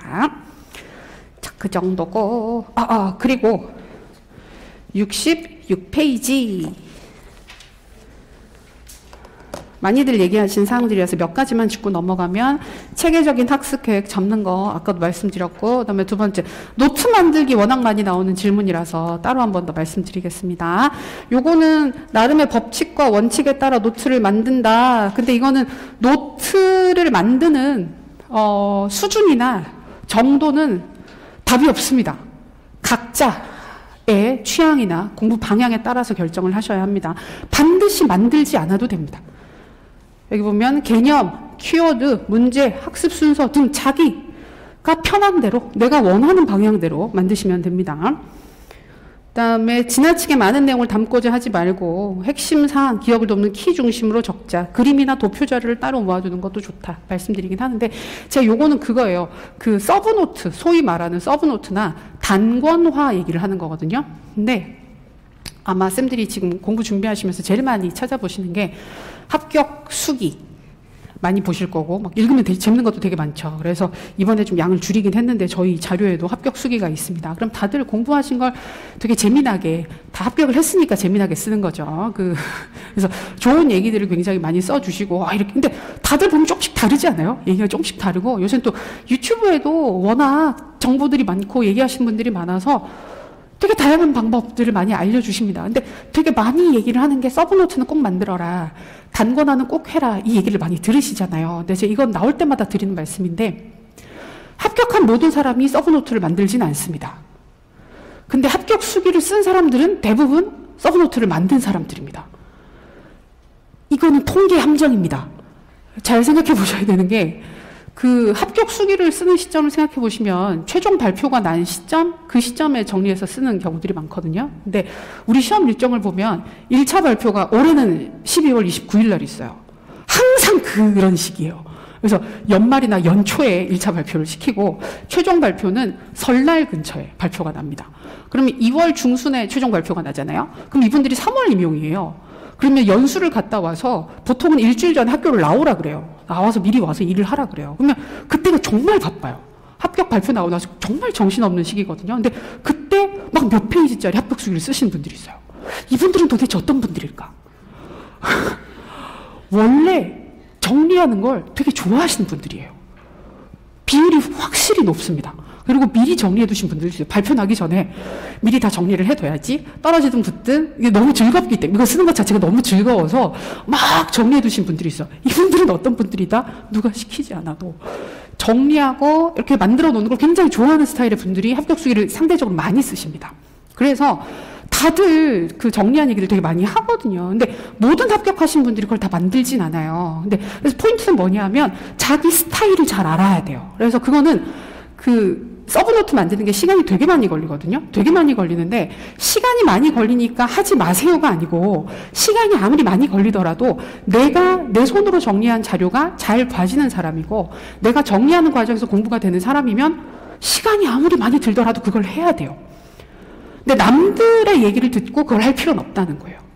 그리고 나는 자료 정리하는 시간에 그냥 책 한 번 더 읽고 한 번 더 인출 연습하고 그게 훨씬 더 나한테 의미가 있어 하시는 분들은 굳이 만들 필요 없다. 왜냐면 잘 만들어져 나오는 자료들이 워낙 많고 한 권짜리 자료들이 많기 때문에 거기에다가 필요한 사항들 추가해서 정리해서 그거 보시면 돼요. 저희도 서브노트도 나가고 요약노트도 있고 암기 자료도 드린단 말이에요. 그럼 거기에다가 추가해서 하시면 되지 꼭 내가 내 손으로 만들 필요는 없어요. 제가 만들지 말라고 얘기를 하는 게 아니라 자기 스타일을 잘 아셔야 돼요. 왜냐하면 7월 달쯤 되면 요거 두 분이 부딪히거든요. 그래서 정리하신 분들 같은 경우에는 이게 시간이 정말 많이 걸립니다. 그래서 사실은 1월 달부터 정리하시면 개인 공부 거의 못하고 2달에서 석 달 정도로 자료 정리하시는 경우들이 꽤 많이 있어요. 그럼 한 석 달 정도 걸려서 정리한 자료들이 이제 딱 만들어진 거예요. 근데 그걸 보고 정리 안 한 친구가 옆에 와서 얘기를 해요. 너 이거 다 외웠어? 아니, 나 이제 다 정리했는데. 네, 그럼 큰일 났네, 너. 막 그래서 겁을 주는 거예요. 그때 겁을 주면서 너 이거 할 시간에 외웠어야 되지 않아? 그러면 그런가? 이런 식으로 막 불안해지는 거예요. 그리고 그러면서 막 이제 내가 쓸데없는 시간을 썼나 봐. 이걸 외웠어야 되는데 내가 이걸 외우지 않고 자료를 정리하느라 석 달, 넉 달 시간을 써서 나 벌써 이제 귀쳐졌어. 라고 걱정을 막 하기 시작하는 거예요. 아무래도 불안한 시험인데 막 걱정을 하는 거예요. 똑같은 일이 정리 안 한 사람한테도 일어납니다. 7월 달에 대해서 막 책 보고 있으면 옆에 와서 너 아직 정리 안 했어? 라고 얘기를 하는 친구들이 있어요. 정리해야 돼?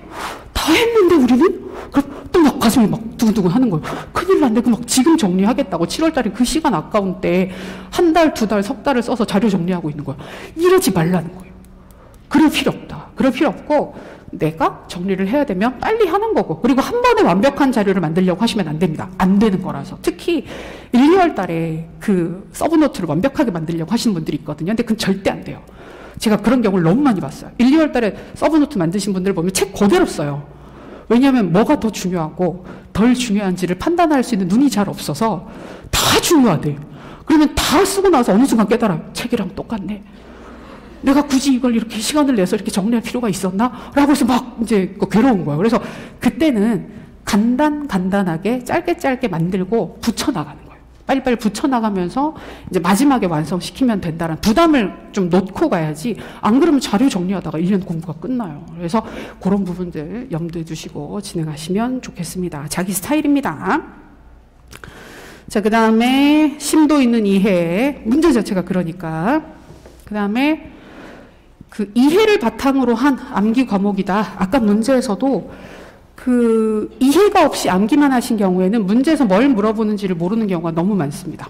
그래서 외우는 건 끝까지 우리 시험 전날까지 외우는 거고 초반에는 이해가 중요하다. 특히 1, 2월 달 공부하실 때는 디테일한 암기보다는 전체적인 내용 자체가 정확히 파악되게끔 공부하시는 게 아주 중요합니다. 그리고 이제 완성이 됐을 때 마지막에 시험장에 가셔서는 자신감 있게 공부하시는 게 답을 쓰시는 게 굉장히 중요하겠죠. 좋은 얘기들 있고요. 대략적인 방향은 보이시죠? 그리고 자료의 챕터 6 부분은 교육학 이론의 기초라고 해서 공부 시작하시기 전에 읽어보시면 괜찮은 사항들이에요. 그래서 개인적으로 읽어보시면 괜찮을 것 같고 뒤에 보면 뭐 합격 수기도 있고 재밌는 자료들 많으니까 그거 가볍게 보시면 좋겠습니다. 그거 보시고 그쵸. 긍정적인 마인드 공부하는 거 굉장히 중요합니다. 왜냐하면 우리 시험은 계속 힘들거든요. 생각보다 되게 힘들고 되게 끝까지 불안한 그 많이들 얘기하시는 게 9월달, 10월달 되면 이 1월달에 나랑은 완전히 다른 내가 돼 있을 것 같은데 꼭 그렇진 않거든요. 그러면 계속 불안해요. 막 걱정하시는데 그 수석하시는 분들도 똑같아요. 우리 시험은 100%를 해야 붙는 시험이 아니에요. 100%를 못하는 시험이기 때문에. 아무리 해도 100%를 할 수 없는 시험이라서 그걸 잘 아셔야 돼요. 내가 항상 하고 싶은 모든 걸 다 할 수는 없고 다 못하더라도 그럼에도 불구하고 하나라도 더 보면 붙을 수 있는 시험이기 때문에 긍정적인 마음으로 접근하시는 게 중요하겠습니다. 어차피 해야 되는 공부인데 즐겁게 했으면 좋겠어요. 그리고 그거는 간단하게 말씀드리겠습니다. 저희 강의 안내, 강의가 어떻게 구성되어 있는지 궁금하시잖아요. 그래서 그 부분 전체적으로 확인하겠습니다. 그거는 보시기 편하게 따로 받으신 강의 안내 자료 같이 볼게요. 제일 뒤에도 있긴 한데 같이 보겠습니다. 좋은 얘기들 이해, 시험 유형이 바뀌어도 다 대비가 가능하게 저희가 꾸준히 모의고사도 보고 모의고사 형태에서도 두 가지를 꾸준히 다 봐요. 활용 부분과 그 인출, 활용 부분들 다 보고 있으니까 염려하실 건 없고 글쓰기, 답안 작성, 이런 좋은 사항들이 있습니다. 자, 1, 2월 강의 많이들 궁금하실 텐데 1, 2월 강의 먼저 말씀드리겠습니다. 자, 저희 1, 2월 강의 같은 경우에는 지금 9시 반에서 1시 반 해서 월화의 수업이 있습니다. 기본적으로 월화의 수업이 있고요. 요거는 쭉 이어집니다. 쭉 이어져서 1월 달부터 11월 달까지 똑같이 월화의 수업이 있는데 9, 10월 달만 조금 차이가 있어요. 9, 10월 달 같은 경우 보통 총 10주 정도 수업을 하거든요. 본 수업은 10주를 하는데 8주는 월화의 수업이 있고 마지막 2주는 월요일에만 수업이 있습니다. 그 정도 차이고 다른 모든 수업은 월화의 오전에 수업이 있습니다. 9시 반에서 1시 반. 그리고 9월 달이 되면 9시부터 할 거예요. 왜냐하면 우리 시험을 9시부터 보기 때문에 거기에 맞춰서 진행을 하시게 됩니다. 그다음에 1, 2월 반 같은 경우에는 저희가 이론의 기본이에요. 기본적인 이론들을 한번 확인하는데 전공이랑 달리 교육학은 모든 강의에서 전체 진도를 한 번씩은 다 뗍니다. 그래서 처음에 강의 들으시면 되게 충격받으세요. 하루에 한 영역씩 나가거든요. 초반에 그래서 막 그 철학이나 막 이런 부분들은 하루도 안 걸려요. 되게 빨리 끝나버리고 교육 과정 양 진짜 많잖아요. 그래도 그거 한 이틀 정도면 끝난단 말이에요. 그래서 그 휘몰아치는 분위기? 그래서 뭐 하는 거지? 이런 느낌이 초반에 드실 수 있는데 이제 1월 달은 1, 2월 달은 그래서 그거 약간 익숙해지시는 시기입니다. 모든 강의가 똑같지만 2달 안에 전체 진도를 한 번씩 뗀다라고 보시면 됩니다. 1, 2월 강의는 공부를 한 번도 안 해보신 분들을 대상으로 합니다. 그래서 초반에 이해와 영역별 구조화. 그래서 교육 과정 안에는 이런 이론들이 있고 이런 부분들을 다루고 그 각각의 항목들에서 관심을 가지는 하위 이론들이나 개념들은 이런 게 있구나라고 하는 큰 뼈대를 완전히 잡을 거예요. 그걸 잡고 이제 3, 4월 달부터는 그런 부분들을 서서히 붙여나가는 형태라고 이해하시면 되겠습니다. 그래서 구조화와 이해 그리고 논술 작성 같은 경우에도 우리 시험 자체는 약간 형식적으로 틀을 갖춰야 한단 말이에요. 그래서 처음에 쓰시면 굉장히 힘들거든요. 그래서 그 부분을 2번에 걸친 모의고사를 통해서 그리고 첨삭은 직강, 인강 동일하게 진행을 합니다. 그래서 그 부분을 통해서 큰 틀은 다 잡으실 수 있을 거예요. 그래서 1, 2월 강의는 매 챕터 시작할 때마다 구조화를 하고 시작합니다. 그래서 챕터별로 제가 칠판에다가 다 그려요. 같이 보실 수 있어요. 그래서 그리고 쌤들도 그릴 수 있는 자료랑 같이 참고할 수 있는 자료를 드릴 거거든요. 그러면 그걸 보시면서 연습하실 수 있는 기회가 있을 것입니다.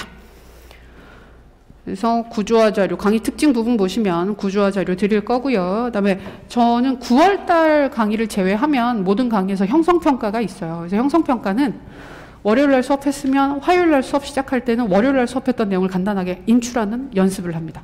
매 시간 합니다. 그래서 그거는 사실은 따로 뭐 스터디를 안 하시더라도 강의에서 진행한 일정만 따라가셔도 어느 정도 이상의 공부가 진행될 수 있도록 약간 복습을 강제하는 스타일로 진행을 하게 됩니다.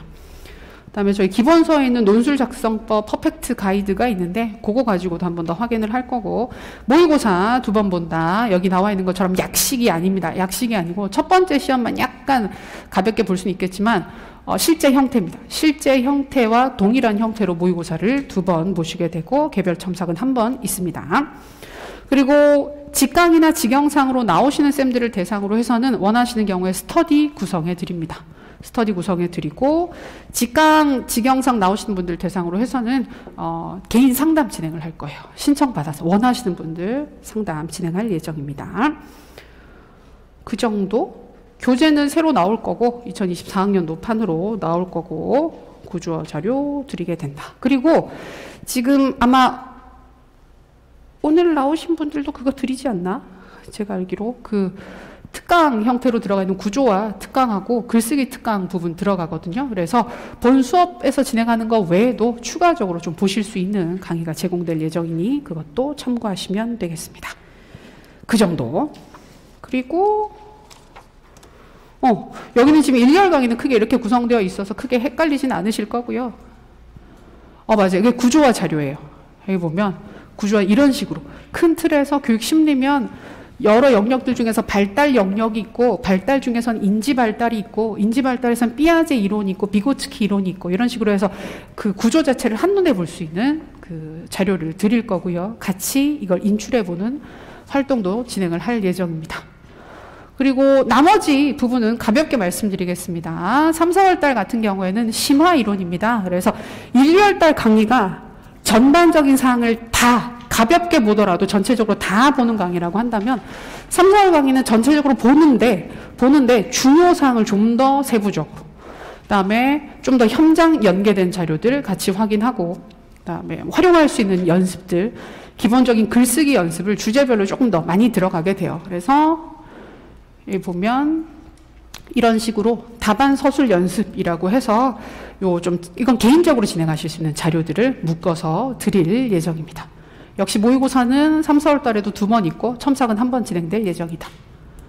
그리고 이런 식으로 답 자료도 드립니다. 5, 6월 달 같은 경우에는 기출 문제풀이 중심으로 가는데 5, 6월, 7, 8월 강의는 문제풀이 강의예요. 그래서 크게 보면 1, 2, 3, 4는 이론, 근데 기본 이론, 심화 이론이라고 한다면 5, 6, 7, 8은 문제풀이인데 5, 6은 기출 중심, 7, 8은 예상 중심인 거예요. 그래서 기출과 예상 중심으로 구분을 해서 보실 수 있습니다. 그래서 최근처럼 기출 문제가 많이 출제되는, 기출이 많이 영향을 미치는 상황이라고 한다면 한 번 정도는 확인을 해야 됩니다. 기출. 그래서 이때는 기출 문제집으로 진도를 나갈 거예요. 기출 문제집으로 나가고, 이때부터는 요약 노트라고 해서 서브 노트가 있어요. 그거 추가적으로 확인하실 수 있고, 역시 모의고사는 4번 본다. 2주에 한 번씩 봅니다. 그래서 금방금방 돌아옵니다. 그래서 첨삭은 2번 진행될 예정입니다. 그다음에 7, 8월은 예상 문제예요. 그래서 영역별로 쪼개져 있는 예상 문제, 문제집이 있습니다. 그래서 작년에 문제집을 만들어서 저희 강의 듣는 쌤들한테만 제공을 해드리긴 했거든요. 따로 일반 서점에서는 안 나가긴 했는데 올해는 어떻게 진행될지 봐야 될 것 같기는 해요. 모의고사 4번 보고 첨삭 2번 진행하고, 문제 형태를 보시게 되면 7, 8월 강의 같은 경우에는 실제로 나올 수 있는 문제와 제시문과 배점 부분 이런 식으로 세트로 해서 되게 많은 개수의 문제를 영역별로 많이 푸실 수 있을 거예요. 그리고 이런 형태. 그다음에 9월 달부터는 9월, 10월, 11월 해서 실전 모의고사 보시면 이거 안 고쳤는데 개별 첨삭이 2번입니다. 개별 첨삭 2번 진행하게 될 예정이고, 매 강의 실전 모의고사라고 해서 올해도 문제 수가 되게 많이 나갔어요. 35개 가까이 나갔을 거예요. 그래서 총 10주 정도 진행이 되는데 보시게 되는 문항의 수는 꽤 많을 것입니다. 맞아요. 이거 있어. 구조화 특강 자료하고 논술 글쓰기 특강 이런 부분들. 요거는 확인하시면 되겠습니다.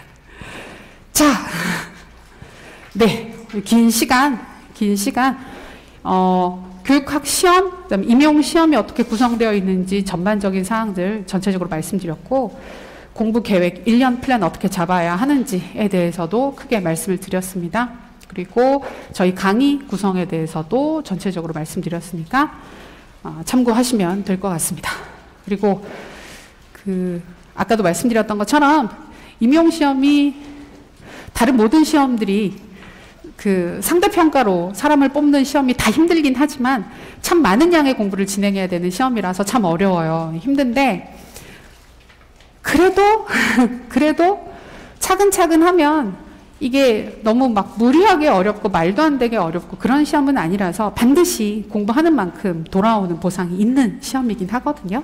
그러니까 너무 염려하지 마시고, 그 다음에 지금 또 이렇게 우리 설명회 듣고 계신 쌤들 같은 경우에는 시작 시점 자체가 굉장히 빠르시고 관심 빠르게 가지시고 시작하시는 것이기 때문에 내년도 시험에서는 누구보다 빠른 시작을 하시는 겁니다. 그래서 잘 하실 거예요. 잘 하실 거예요. 그래서 참고하셔서 내년 1년 열심히 공부하셔서 원하는 시점에 다들